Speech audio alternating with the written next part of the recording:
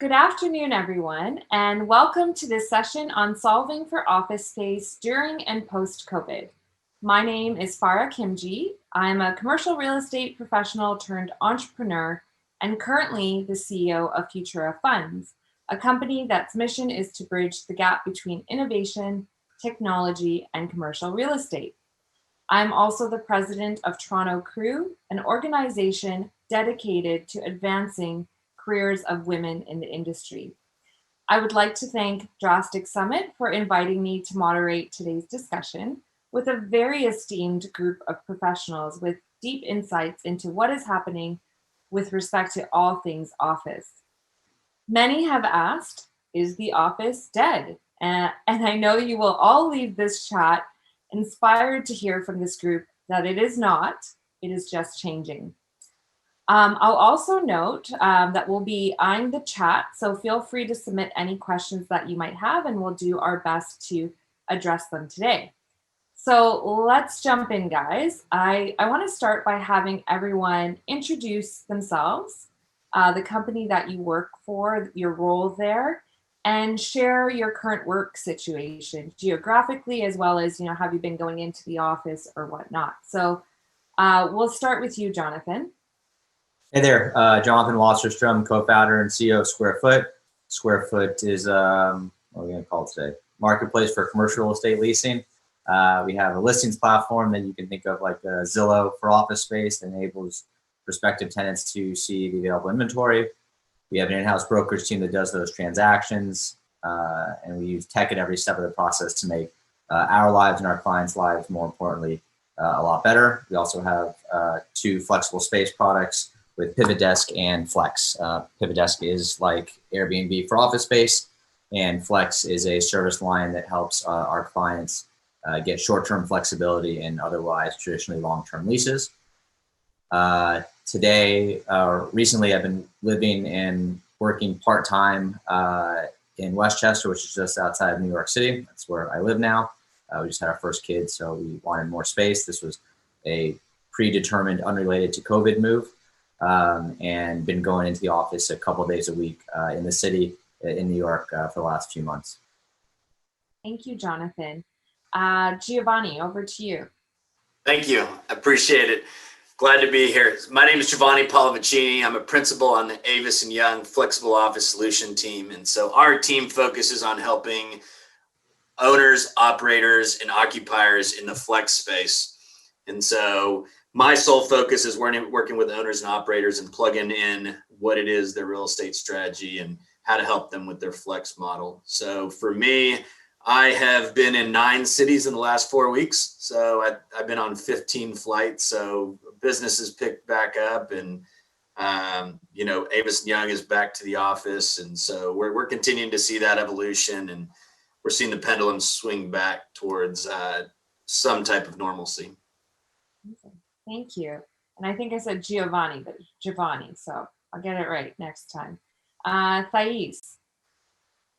Hi everyone. Thanks for having me here. Thais Gali. I'm a managing director at Tissue Inspire, and I am the head and founder of Studio. Studio is Tissue Inspire's flexible platform. And for those that don't know Tissue Inspire is a large owner, developer, fund manager, and also operator. And Studio is the flex platform that really operates spaces within our buildings. It includes co-working spaces, private dedicated spaces under flexible terms, conference centers, and also our amenity platform that is called Zoe. Most recently, we launched Studio Plus, which is to really create the same experience that we do in our buildings for our customers outside of our building. So if they wanted to go build and manage their space for them as well. Thank you. Oh, I'm sorry. I'm working from the office. I've been back since offices reopened, and I'm coming every other week. We have split our team in half. So every other week, team A or team B comes to the office. I'm here right now. Amazing. Okay, thank you, Thais. And David. Hi, everyone. Thanks for having me as well. I'm David Himmel. I'm the CEO of Work Mode. So far, we are Toronto-based, on-demand, exclusively pay-by-the-hour, COVID-safe neighborhood workplace. Kind of think of us like a home office supplement, steps from where you live, accessible in retail spaces. for when you want to stop pretending your kitchen table is an office, which was something that I was doing up until 6 weeks ago when we opened our first location. Since then, I've been on site here pretty much every day, meeting some pretty interesting people who are just dying to get out of the house and be productive and get some work done. And that's it. Amazing. Okay, thank you, David, fellow Torontonian. So I'd like to chat and start this conversation. I think, we're all very quick to say things started happening after COVID, but there's sort of a landscape that we need to address that was kind of bubbling up and emerging pre-COVID, some of the trends that we're seeing. So let me open it up to all of you to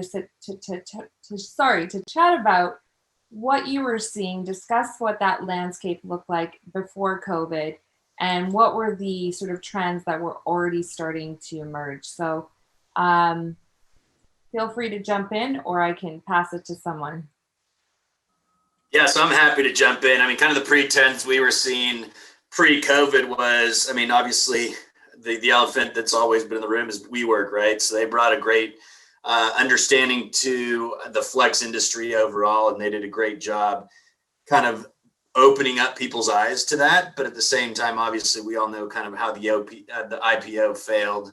And so part of what COVID has allowed is models that were failing pre-COVID have now kind of gotten a mulligan, right? So there was models that are now kind of restructuring and resetting that are blaming it on COVID. But even pre-COVID, many of us in the industry knew they weren't going to make it just based off of the efficiencies they built out, the square footages that they had, and so many other things that ultimately all COVID did was escalate how quickly those companies got to that place. And so now I think there's been a reset of where companies are and what their model is, how their build out looks, and even deal structures, right? We were already moving to a management deal structure kind of pre-COVID, and now more than pre-COVID, landlords are willing to do the deals. Operators are really focusing on that side. Amazing. Anyone else want to jump in on that? Sure. I agree with Giovanni. What we had seen in addition to that with the growth of Flex was really the growth in the demand for the flexibility with companies growing so quickly, shrinking quickly as well, and really thinking about real estate differently. But I think that more than that, we're seeing a shift in how companies and especially the employees were thinking about the workspace and really thinking about it as more than just a place to go, get your work done, 9 to 5, leave, go home, but really more as a space where you have the experience as well. And I think a lot of that came with the tech firms changing the experience in their offices, and then other companies having to do the same as they were fighting for talents and looking on how they could recruit and retain people. And I think that the third step from that, first the tech firms, then the other ones, and then what I think that both helped grow the demand for co-working spaces that could create that experience without the company had to worry about it, but also for landlords to think about their properties differently and think about how you can really build that experience inside your building for your tenants, for their employees. I think that was something also that was changing, and it's gonna just accelerate right now. So what I'm hearing is, we had this kind of landscape of a desire or demand for more flexibility and more service and more amenities and that kind of thing. So now we flash forward, it's March, COVID hits, and what's changed? What are clients looking for now? What are the trends? What's been eliminated? What's new? Like, tell us what you're seeing from your tenants, your clients, and even just around their hesitation of coming to the office at this point. Yeah.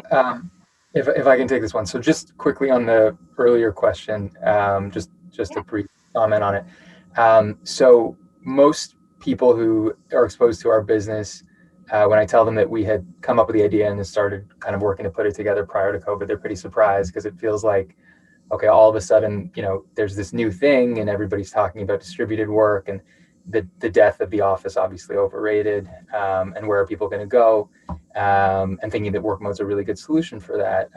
What we were really responding to initially was the massive rise in decentralized work that was happening well prior to COVID. And we look at flex offices and co-working solutions and WeWorks and Industrious as not a Band-Aid so much, but kind of an office replacement that was maybe delaying the massive transformation that was about to come by, sort of making an offering that felt more flexible to people, more tolerable to people.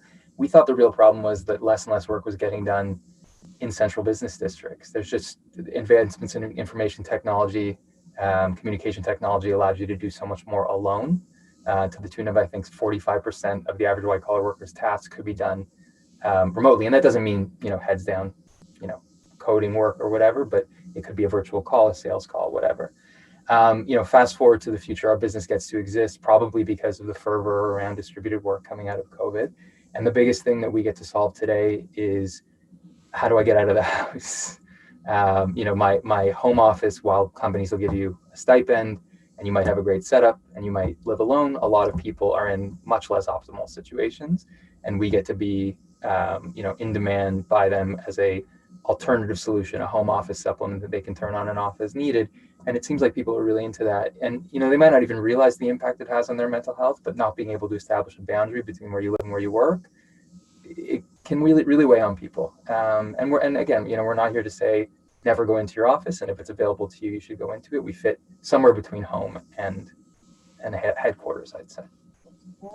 Okay, thanks for sharing that, David. I do have a question on that. Do you see an opportunity for that? Like you said, the word supplement. So do you see large enterprise saying, look, well, we have our main state's office, but here's the stipend, or here's this for when you don't want to come in? Is that kind of how you're looking at this model, or just obviously self-funded? But on the enterprise side, I could see that as being a great option. Yeah. So I'm going to answer our perspective on this, but considering we're so new, it's going to be very theoretical, and I'm going to hope the rest of the panelists can tell me if we're on the right track. Sure. We've seen a little bit of corporate usage so far, but it's been the individual employees deciding they want to be here. They live in this neighborhood. We're in like sort of the most densely populated hipster millennial neighborhood in the city. So a lot of people who have a tolerance for things facilitated through an app and maybe are a little bit less worried about COVID. We've reached out to some companies with one location and another on the way. We're not at the scale yet that we think we could be that spoke to a downtown hub for an intra-city workforce. But the future that we potentially see, and it might be determined by when these large companies start to reevaluate their real estate strategy and their budget allocated to such in 6 months, 9 months, a year from now, is that large companies, medium-sized companies will have their centralized location, because it's kind of irreplaceable. You need somewhere to have proximate collaboration between colleagues. We just don't think it needs to happen all the time, sort of maybe to the tune of 1 to 2 days a week. The rest of the time is spent at home, sort of a home-centric workplace model. And then we're the space that you can turn on when your home doesn't work anymore. And for some people, there's like stimuli that makes them think that's what they need, or realize that's what they need in that moment. It's too loud. Your roommate's also working, your partner's also working. It's too small. You're just distracted by a million different things. You don't have a great at-home setup. There's also just the idea of like, I need for a couple hours a week, an hour a day, 6 hours spread over the course of a week, something like that, somewhere else to go. And if we have enough locations, we think we can do that. And it's a little Toronto specific. We're the right kind of city with the mix of suburban and urban to do it. But I'd love to hear from the rest of you guys if like my theory makes any sense, because we're gearing towards that and trying to scale quickly to make it happen. Yeah. If I have to answer both as the operator and the landlord, I would say I agree with you. Mostly the small firms that came back first. And even as I think about the deals that we signed, there were 600 or so desks that we signed through COVID. And those were companies, but they were the smaller companies that have really not adapted as well, I would say, to working from home, or really wanted to come back together. The large corporations, when we talk to them, almost every one of them says Flex is going to be a much larger portion of my real estate in the future, for the reasons that David mentioned. That is, for example, more people are going to work more from home in the future. They're going to go to the office, but there might be some flexibility there, or simply because they're not willing to commit to a 10-year deal for all of their real estate needs anymore when the market is so uncertain and when things are moving so quickly. So while they have not been the ones that have been coming back first, because I think that large companies have a lot more to decide in terms of creating policies, and bringing everyone back is much more complicated than a 10-person office. They are saying that they're going to come back and they're going to be using Flex more often. I mentioned this in our prep call, but there was there was an interesting survey from CBRE with occupiers that says that 82% of those occupiers said that flex is going to be the main amenity that they're going to be looking for in a property going forward. But then that demand is going to come back with them. But right now, it's been mostly the small firms that are back in the space. Anyone else want to jump in on that at all? I mean, if the underlying question was like, what does the office space today and tomorrow look like? I think tomorrow looks a lot more similar to what it looks like in February than a lot of people will say. I think flexible, I think the way that both Dave and Thais are talking about it, where flexible as an amenity, as an extension of the underlying work experience, is going to be the go forward thing. I don't believe most companies are going to be remote first. There will surely be some, and you're going to see a lot in like the tech world where, by the way, they already are pretty distributed. So it's not a huge jump for them to say, look, we already have a bunch of remote developers. Why don't we just say everybody's remote now? And we're going to still have our offices and you can use it kind of as you want. So I actually think, look, I think everybody's in, for the right reasons, like a fog right now. And to the extent you have to make a real estate decision right now, you're making it in the fog. And the decisions you're making now are not, what do I think 18 months look like? And what do I want my office experience to look like? It's, shit, I need space tomorrow. And in addition to needing space, I have to combat COVID, right? So now I'm thinking about how do I minimize commute times? So the hub and spoke thing is becoming more prevalent. Or companies just are going to say, great, we're not going to do anything today. We're going to kick the can down the road a little bit. We have one client who last week said, great, we're going to let our space expire. We have a rent lease expiration, and let's get a space that's probably 20% of their current footprint. By the way, they're about to grow after this. And they said, we'll just keep a couple conference rooms and storage essentially. And then post-COVID, we're going to go back and double our space, right? Because we believe that offices are the future. And we're going to keep that footprint. But right now, since we can't use our space on a day-to-day basis, we're going to downsize. So I think what a lot of people kind of gloss over is right now, everybody is correctly firefighting the fire in front of us. But I think the new normal looks a lot like the old normal. Interesting. I want to put out there, so, before COVID, there was a stat from JLL that said by 2030, 30% of all space will be flexible working space. So I believe, but I want to be challenged that that timeline has moved up. Whatever it is, it's not 2030, it's probably 2025 or sooner. But I also want to challenge the percentage. I kind of feel like the word flexible working and it being a percentage, I think it's just going to be working. I think all working will be flexible. And there'll be this sort of employee choice model of how many days a week and all that good stuff. Not saying gone are the days of a 5-10 year lease. I'm sort of saying it though, because if you think about it, so there's two things I'm saying. Do you agree with that? And then my next challenge is what's better? For a landlord to have, 10 1-year leases or 1 10-year lease? Right? So I'll chime in a buzzword. Yeah. A buzzword we've heard several times now is hub and spoke, right? And so this is kind of one of those pre-pandemic questions of the hub and spoke. And so the little challenge there is, to me, the hub and spoke are inverting, right? So I think the hubs are going to be out in the suburbs, which is another pre-COVID kind of growing phenomenon. And the spokes are going to be in the urban cores, right? And so that's where you go to basically build culture, to do company meetings, to do things like that. So that's one side of it. And so to your question, yes, I do think that we've expedited how quickly we get to that 30%. And we're seeing it out there, right? So landlords are all shifting to looking to acquire in the suburbs now. Operators are all shifting to the suburbs. Part of the problem we had is all the operators went to the same place at the same time and flooded the market with supply.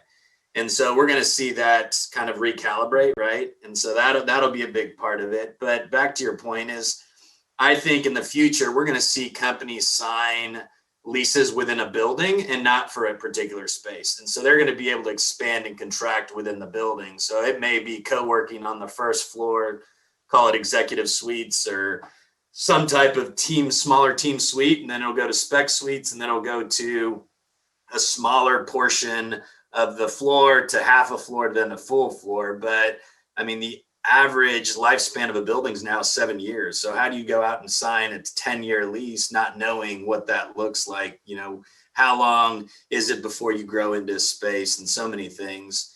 And so, I mean, I'd love to get Thais and Jonathan's standpoint based off of their experience and obviously being a landlord and doing brokerage on this side. So it will be hard for me to say that the traditional leasing is going to go away. But honestly, I don't think that it's going to go away completely. I think that flex is going to be a much larger portion of our properties. And if we think about it, for us, it's 20 to 30% of our properties are going to be flexible in some way. But I find it hard to think that the headquarters of a very large, stable firm, they're going to be okay with it being a more generic design, because it's hard to have flexibility and totally customize the space. And I think that a portion of it, the heart of it, they're still going to want to design and create the culture and build it in the way that they want to fully control the space. But the other portion is going to be in a place that they're excited about, that reflects their culture, and that provides that flexibility for them. What I think that landlords have to think about is how to do all of that in the building, so that not just to stay relevant, but to be really someone that is speaking the language of what's happening in the market and is a true partner to a company, is really to sit and ask, what is it that you're looking for, and how can we address that by having a pool of different services? You have this that is traditional lease, you have that portion that is flexible, and then you have this portion that is co-working as you shrink and grow. Like Giovanni was saying, you might grow from one into the other one. I think that a healthy balance is what's really going to happen to properties and what should happen. What was happening before, but I think that now other landlords have really opened their eyes to start believing in it. We were believers, we've been doing it for 3 years, but I think this is just really spitting it and going beyond the co-working, going beyond the spec suites, going beyond the small suites to be full floors, multiple floors, under more flexible terms for a tenant. Yeah, I think this flexibility, this notion of flexibility gets tossed around a lot without a really good definition. Because in flexibility, the average person just pictures like 20 benches at WeWork and like dogs running around in kegs. And that's not actually what most people are trying to solve for, flexibility. That was like, and that still is like the freelancer economy. And it's me, and I have my company of one. I'm not even a company, I freelance all the time, and I'm tired of working at Starbucks. So I want a dedicated desk, or maybe one of these like flex passes that lets me go to a desk wherever I want. That's not most people. I think most people work at a company, and most companies actually don't want to move offices every year. So there's like this kind of misnomer. Flexibility historically just means anything that's not a 10-year lease, or if you squint, a 5-year lease. Yeah. Okay. So a whole bunch of people who now want 2-year leases, if I'm sitting in a landlord's shoes, that screams flexible to me. And then if I'm a landlord, I now have a very different problem set to solve, because I'm used to custom building a full floor. That actually doesn't matter how much, because it just gets amortized over how many square feet you have. But I'm used to customizing every space every time somebody moves in. And I think one of the interesting things to think about is, how do we in real estate, in commercial real estate, start providing something that looks a lot more like an apartment, right? When you go and rent an apartment, it's either 1 bedroom, 2 bedroom, or 3 bedroom. You can change the wallpaper, you can put up your Grateful Dead poster, and that makes it yours. But you never walk into that rental apartment and say, you know, it'd be awesome is if the kitchen was on the left side, right? And it's because of that customization that we've historically done every time somebody moves out of their space, that adds a ton of costs into the leasing process, and then actually makes it impossible to have flexibility. If every time you have to delete everything and rebuild and go to white box, the only way you can amortize those costs appropriately is to have a 10-year. Yeah. So to John. Oh, sorry. Go ahead, Dave. No, I think you'll probably say something more related to what he just said, and then I'm going to go off on a wild tangent. So you can go. Great. So to Jonathan's point, yeah, it's what's your definition of flexibility, right? I mean, so we have the traditional Regus, we have Office Evolution, Premier, who've all been doing this for 15 plus years. And that's real simple, right? It's you're targeting the solopreneur, the entrepreneur, that's your shift. But really what we're seeing is a dynamic shift to what the flexibility looks like, and almost a challenge to Thais's point about corporations taking traditional headquarters space. I mean, I'll use one of our big operators here in the market that start off as a furniture provider, but Very basically has built Very Space. They took down 350,000 square feet of the old sales campus and leased 200,000 square feet on a 3-year lease to Verizon. And so their space is 5 to 10% sheetrock. So that's the kitchen and maybe a couple conference rooms, but everything else is going to be able to be moved within the space. They can walk in day one and say, we need 100 desks, and 5 of those need to be private with their 7-foot modular walls. And then we need 2 conference rooms. And then in 6 months, they may come back and say, let's add another 50. So they come back in and rearrange everything. So, I mean, Verizon's one example. They just signed another 80,000 square foot deal in the suburbs in Westlake, the South Lake market. And so I think as we talk to our traditional brokers, every company from the Fortune 100s all the way up are looking at the flexibility and what that looks like, right? Does that mean your headquarters goes away? No, but it looks different, right? It's a smaller component. People go there less. And then you kind of trickle in the larger spokes, if you will, which are remote work, and then to some extent work from home. And so it's a combination of all those things. And I mean, I think that's the beauty of it. Like Jonathan said, it's so much more like the hospitality industry than anything else. Is you've now got an extended stay, you've got a motel, you've got a limited service, you've got a full service, you've got a boutique, and then the big, you go to a Ritz-Carlton, Four Seasons, Breakers type of place where it's luxury driven. And so there's people that fall in all those tranches within our industry. And the question is, what are you trying to achieve? I'll let you go, David. Yeah, no. So I think I just wanted to address it a little bit, maybe from the user's perspective, because I think you guys thinking of how corporates might use these spaces. Your stakeholders are involved in the buildings that they've previously occupied in various ways and tailoring them to their needs. And we talk about this work mode as the sometimes office. It doesn't mean that the centralized office is going away. I think the transformation gets embodied in a couple of different ways. So big companies that have large offices that have established culture already. I mean, you saw the CEO of Google a couple of weeks ago talked about reconfiguring the office for on-sites, which was a very cute way of describing kind of what we're talking about, where that headquarters isn't going to go away, but needs to transform to fit the actual utilization pattern. And he kind of stole my idea that I've been talking about for a year. That notion of kind of comparing current knowledge worker, white collar workers individually to artisans from the 1800s in a return to an age of artisans, where your workshop, the place in which you made your contribution to commerce, was on your land, and you mostly spent your time there. And then sometimes you go to the local market, and maybe that's a work mode or a Starbucks or whatever you can afford or your company's providing to you. And you'd only go to the city, the headquarters, when you needed to do certain things you couldn't do anywhere else. Maybe exchange knowledge, maybe buy the fanciest machinery for whatever you were building. We expect for a lot of companies, whether they're large and established and have headquarters, or they're growing up in the world of remote and kind of are used to that life, will need that city and that centralization for really specific reasons and for a more limited amount of time on a weekly basis. It is for establishing culture. And if you can transform these offices and make things, as Giovanni was saying, change pieces of them over to fit that culture for that company that comes in for 3 months or a year or 2 years at a time, and then switch it out for the next one, that's going to be valuable too. I think you'll potentially see stratification between, Jonathan was talking about, how companies aren't going to go fully remote that didn't necessarily start that way. There just will be companies coming of age in this world, and they'll start that way because they'll be like, why are we paying for an office if we can do this in our homes or our local options? And when they need that office for an event, for a team meeting, for a leadership meeting, that's when they come to the city. That is obviously, there's a self-serving element to that, because we really love the idea of who gets to take advantage of the opportunity that's not in your home but close to home. But there's going to be opportunities for everyone, and it's just going to kind of depend on a company's growth curve and when they came of age and what their tolerance is for different flex models. Yeah, I like where this conversation is going, because I think we've kind of broken down the elements of flex, right? Like, people always just think flex is co-working, but it's not. It's about flexible terms, flexible location, right? Like, where is the locations? And also flexibility of design internally in the space, right? So modular design, the ability to, flex up, flex down, add desks, all that kind of stuff.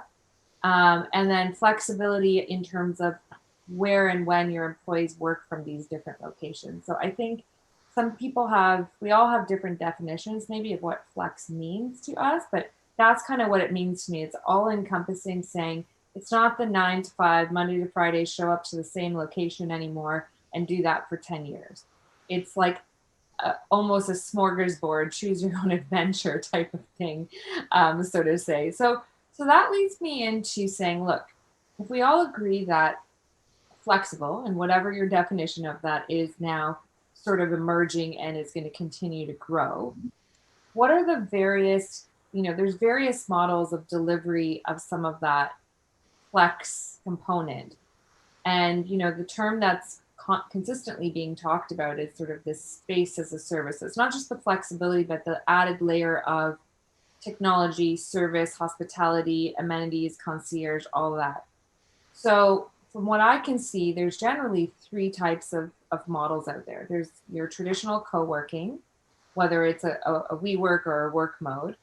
There are now the convenes and the industrious, which are striking management agreements to run those spaces on a revenue share model with landlords and whatnot. And then there's some landlords that are saying, well, I'm not going to give that. I'm going to run it myself. I'm going to build my own. So Hines, for example, they have their digital platform Hines Squared in their buildings, and then they built physical The Square, which is the flex operating option in their building. What do you think about those 3 kind of alternatives, I guess? What's the right approach for a landlord who doesn't maybe have any co-working in their building at this point? Like, I'm just curious if you think, A, that's a miss to not have any flexible option in the building.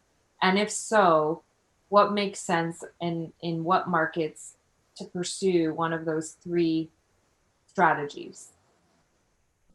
So I think it's complete. That's where I start off with clients is, what are you trying to achieve, right? So you can be in the same market with a different asset, short-term, long-term life cycle. What are you looking at? What are you trying to achieve ultimately? And that depends on where you fall in those categories and ultimately how you go about it. I mean, traditionally you still have, back to your point, it's amenity driven, right? Is why are you picking an operator? I mean, if you're looking to coupon clip and just have space as a service, you put in a Regis. If you're looking for community and traditional, you put in Office Evolution that's big on Ohana and building family and community.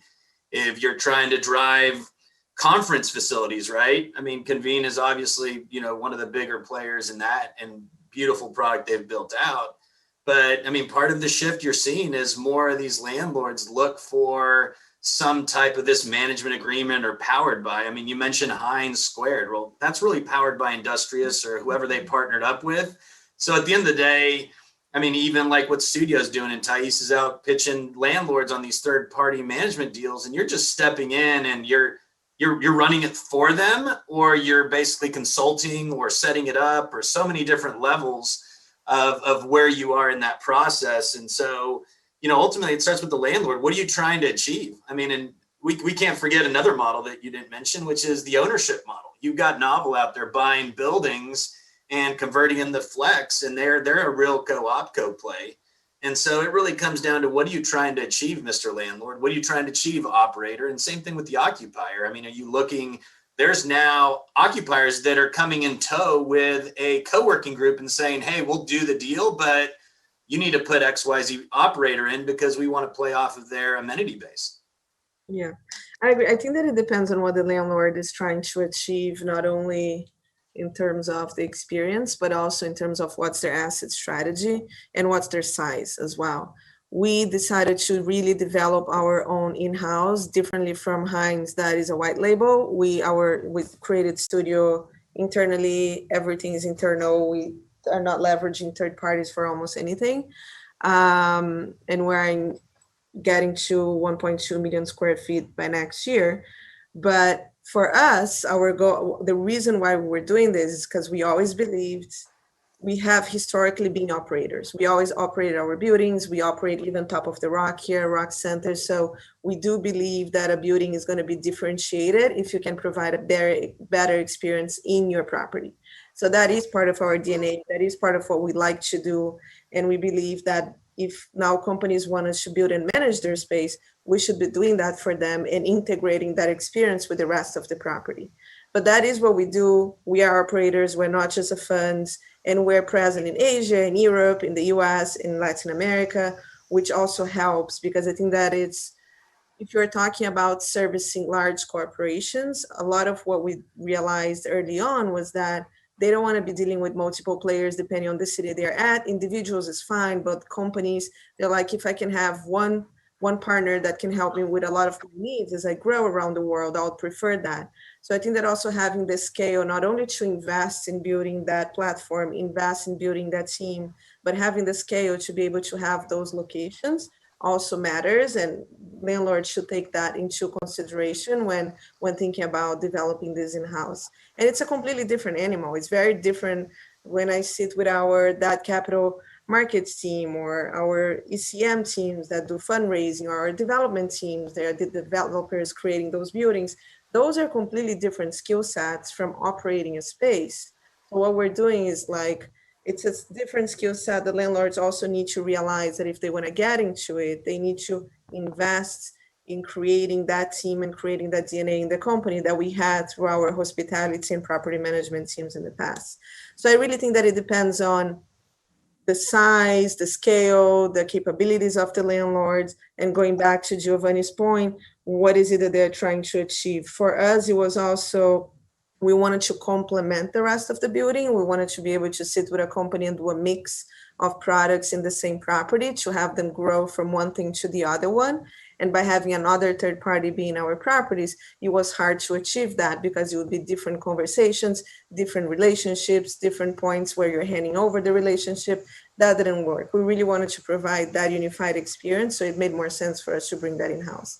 But for others, if you're a small landlord in a city, I'm not sure that it makes sense to create this, make the whole investment to operate one or two spaces. Nor does every building need co-working or flexibility. I mean, I think most should. But if I think about like the building we work out of, which is like a random Class B office building, dozen floors, kind of 15,000 square foot floor plates, the average user there, there's a lot of probably like 2,000 to 4,000 square foot users, probably some 1,000 square foot users, and a couple like half or full floor tenants. Like that building stack actually, I don't think needs flexibility.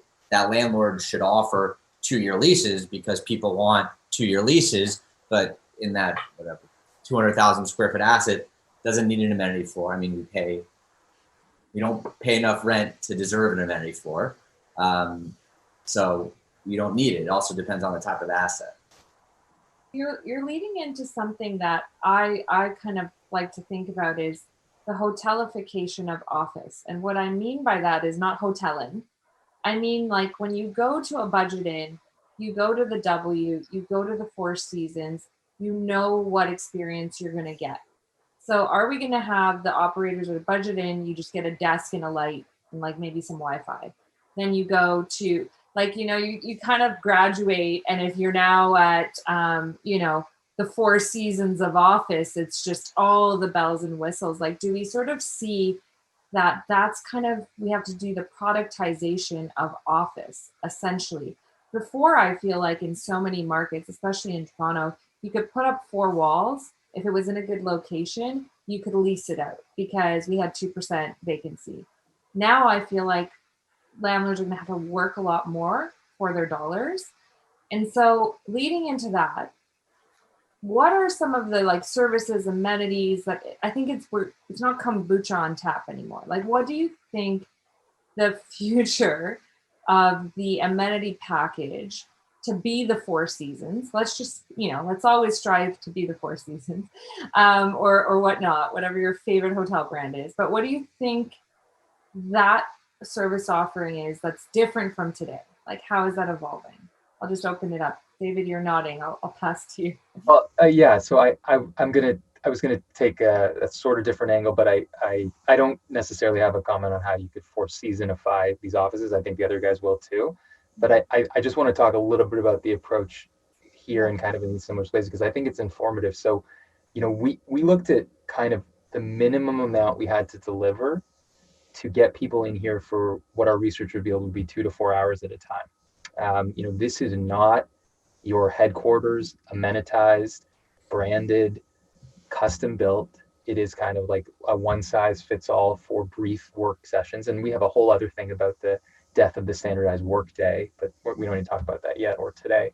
And so an ergonomic chair, a desk, proper lighting, proper Wi-Fi, power at every seat, some monitors, some private spaces, some small meeting spaces, everything facilitated through an app. So it's incredibly easy to get into. What I'm really getting at was it wasn't the customer segment we were looking at, it was the use case.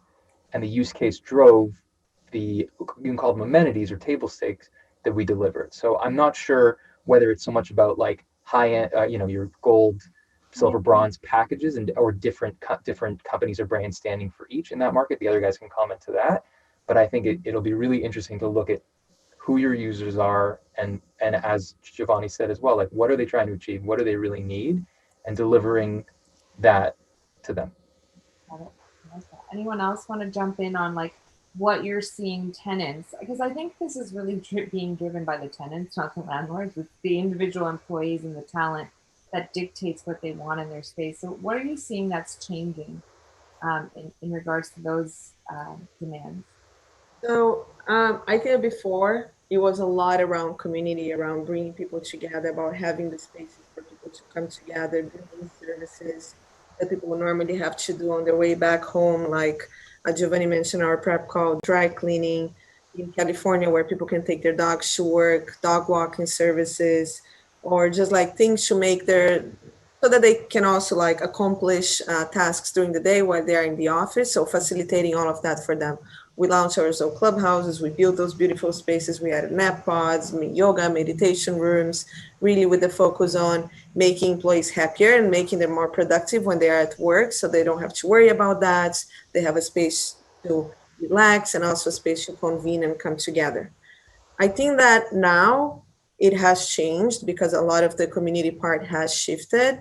So I think that on the community aspect is being able to be smart and create that sense of community, that sense of wellness, but turn a lot of that to being virtually. So we turned Zoe to be a virtual platform now. So the same type of classes in terms of wellness, in terms of meditation, but also bringing other professionals for things that we heard from our customers that they were struggling more with, like mental health. We have partnered with a company to provide mental health support because a lot of our company's employees are struggling with being locked at home. They're struggling with different things. So really understanding and bringing those types of services in, either through our virtual platform, but now as we come back to the office, is really asking what is it that is making you concerned? What is it that we could do to help you be more comfortable coming back to the office? And what we heard was commutes, transportation is a big one in cities where people really depend on public transportation. A lot of people are nervous about taking it. So how can we help them with the commutes by partnering with Uber, Lyft, by partnering with bus companies so they can pick up people on the way, by adding more bike rides, by adding showers and places for people to park their bikes. The other thing was in terms of childcare or just support.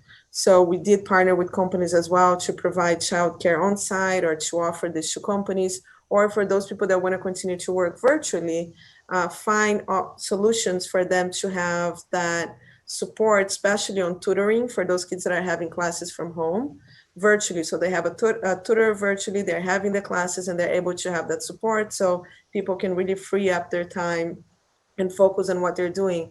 Third thing that we heard is really a focus on healthcare. So being able to offer healthcare services in our property. So we have been adding that. We already had it here, Rock Center. We're adding it outside now as well. If it's for COVID testing or for other things as well. I think the concern around has really increased, and people appreciate having that in their spaces as well. But I would say in general, what is going to differentiate a landlord from the other one, and I fully agree with you that it has shifted and hoteling is a big part of real estate right now. I think that it should be customer focused, should understand what they need, understand what else could make their lives easier, and constantly change, because what they're going to need, what they need today is going to be different from 6 months from now, and it's going to be different afterwards, and to be able to quickly reinvent yourself is what I think that is really important. Anyone else want to jump in on that?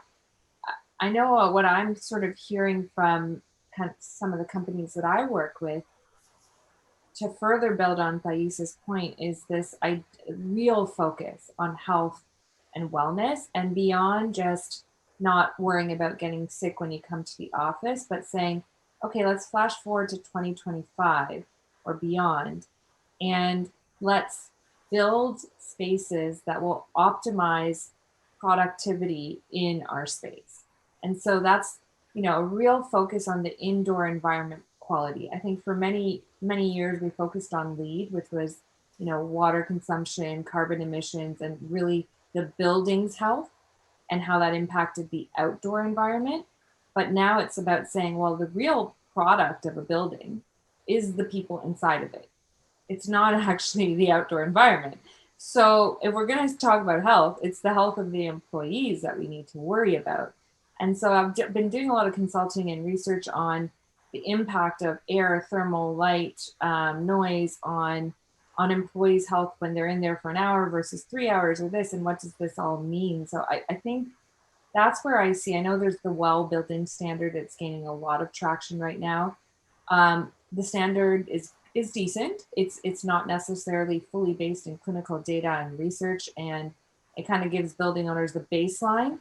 But I think that the future will be about what is the optimal, because I think a landlord can charge more for a space that they can then tell that tenant or that employer, look, come here, your employees are going to be X% more productive in my space. Right. So anyways, I really see a future there. And I think that's a good last question I kind of want to ask each of you now is, what do you really feel, that I gave you my thoughts on kind of what's a really key important factor of a building in 2025 and beyond. But what do you really feel is like something super cutting edge that's come across your desk, or what you really feel will be very different about the office of the future? And some might take the stance on this that it won't be that different. Fine, you can say that. But yeah, what do you think is going to be really different than, today? We'll start with you, Giovanni. Yeah, so I mean, back to kind of parlaying on the backside is, so the four things I think are safety, hospitality, programming, and amenities. But back to your point on the backside of this is, to answer your question, I don't think anything replaces community, right? The optionality that now people have, before people went to Regis because they had to, right? And so now with so many options, your goal is to build such a community with programming and amenities and safety and all those things, so that when people can save $100 or $200 to go down the street, they're going to choose to stay with you because they've built rapport with you and your team as an operator, your landlord even, and the community around them, right? Is, celebrate birthdays and anniversaries and just family gatherings. That's the idea, is that people aren't going to jump from one operator to the other, one building to the other, just because they can save some money. No, they've created roots in the building that they're in the operator space that they're in. And that's the goal, really. And that's always been that, right? Is why do you go back to the Four Seasons you mentioned, is because you feel good when you walk into the Four Seasons. I mean, I know people that probably feel good walking into a Holiday Inn, and that's great, but it's a different expectation and experience that they're expecting versus what you're experiencing. So I don't think anything replaces community. Okay, thank you. David. Yeah, no, I mean, it's not so much a cutting edge perspective necessarily, but I would talk about the Workday stuff that we've been researching.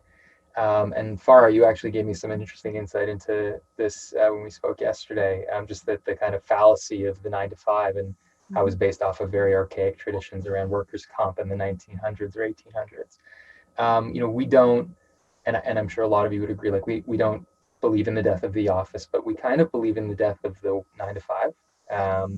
It's something that will affect our business and anyone's home office and any office building as well.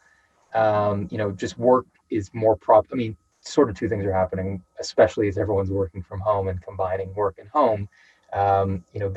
Those things are kind of always on at the same time for most people.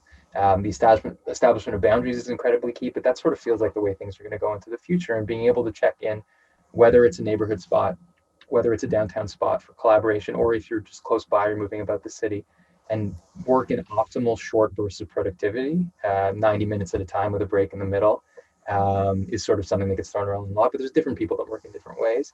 I think the space is going to have to match that usage. And I think that's going to be maybe the revolution in the future, is wherever you are at the time doing whatever you're doing, there has to be a space that you can turn on, so that if you're figuratively, sorry for the plug, trying to get in work mode, you have a work mode type solution, or Regis type solution, or any of these companies type solution at your disposal.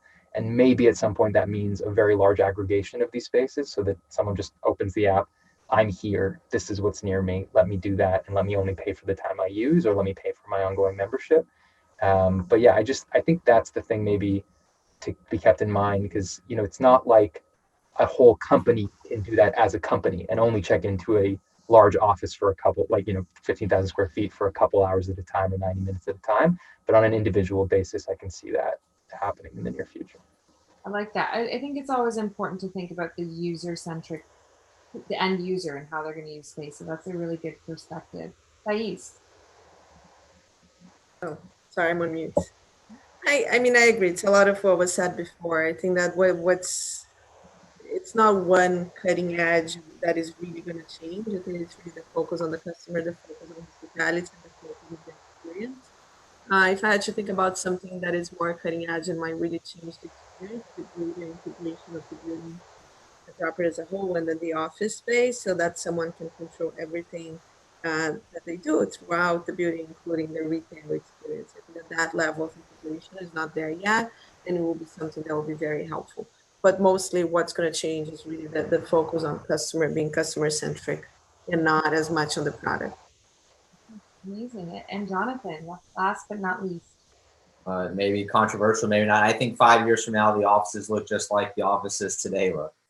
I think where you have differences at the margin, which is more companies will embrace flexibility, which means you might have slightly less office per person, right? But it doesn't mean the office looks much different. So I'll use myself as an example and not extrapolate for that to mean anything other than myself, which is now I live in Westchester, which again was always the plan. I don't think I'm going to go to the office 5 days a week, right? And now that's like an accepted thing, whereas 7 months ago, 8 months ago, that wasn't. So I'm going to work from here 2 days a week, but there's no substitution for in-pace, all the stuff that everybody says about what offices are great. Offices are still great. They're not going to go anywhere. And then the real question winds up being, well, how many people look like me today versus me a year ago, who, if I live 20 blocks from my office and I live in a 1-bedroom apartment, then you can't pay me enough money to leave my apartment to go to my office. So, or me 7 years ago when I had 6 roommates, that's not where I'm working all day. So the office is going to look the same. And then by company, by geography, how much space the company needs will depend on, do you have 25-year-old Jonathan, 35-year-old Jonathan, or 40-year-old Jonathan? Yeah, fair enough. All right, guys. Well, we're kind of in the last couple minutes there. So I didn't see, we did have a question, but I think we addressed it around hub and spoke, kind of talked about that and what that looks like in a little bit more community hubs. So this was really fun, guys. It was really great to have this platform. Thank you to Drastic Summit for linking us all up here. To everyone listening, hope you enjoyed the session. And yeah, thanks, guys. Have a good afternoon.